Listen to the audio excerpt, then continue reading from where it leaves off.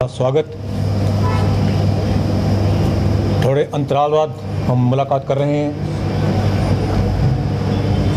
इस दौरान हिमाचल प्रदेश बड़ी आपदा से गुजरा। हम सभी लोगों ने, आपने जहाँ तक हो सका संभव हो सका उस आपदा से निपटने की कोशिश करी। आपदा बहुत बड़ी थी। जब हम कांग्रेस जन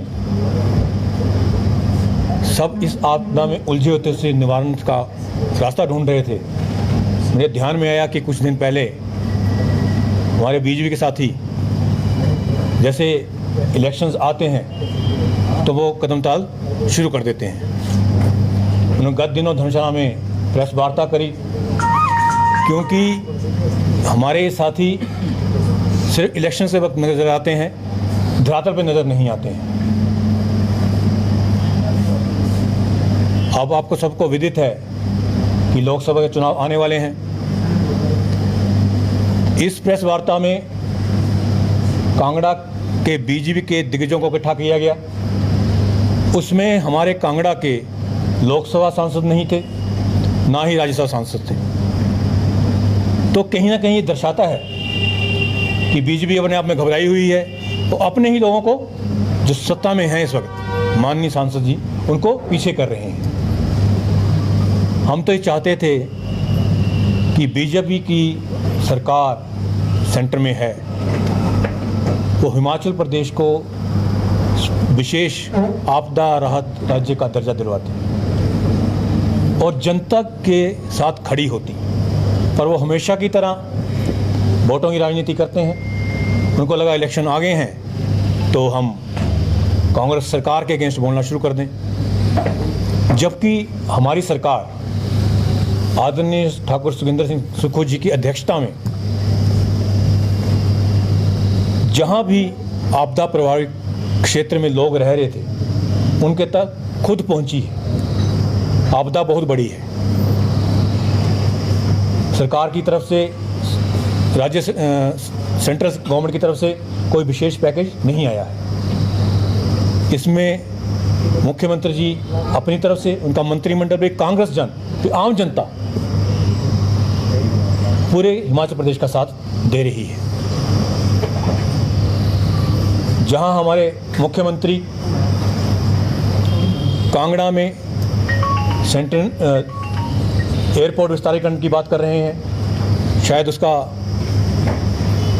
पैसे का वितरण दिसंबर माह तक शुरू हो जाएगा।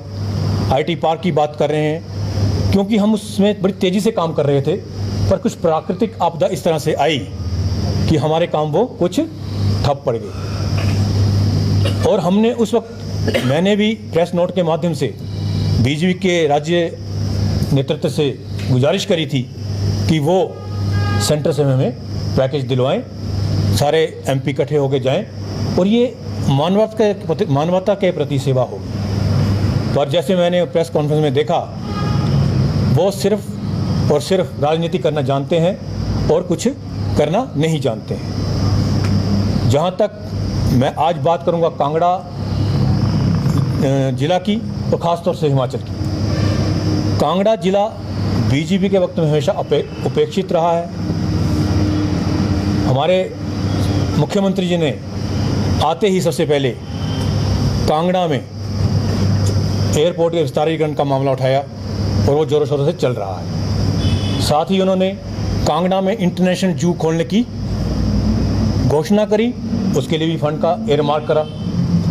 ऐसे ही इन्होंने पोंग जो हमारी झील है उसमें टूरिज्म को बढ़ावा देने के लिए प्रयास करे, पर हर चीज़ के लिए समय लगता है। जनता ने हमें 5 वर्ष का समय दिया है। जितना कुछ हम 8-9 महीने में कर पाए हैं आपके सामने है, पर मैं मानता हूँ कि अगर ये आपदा नहीं आती तो हमें बहुत कुछ करने का और मौका मिलता।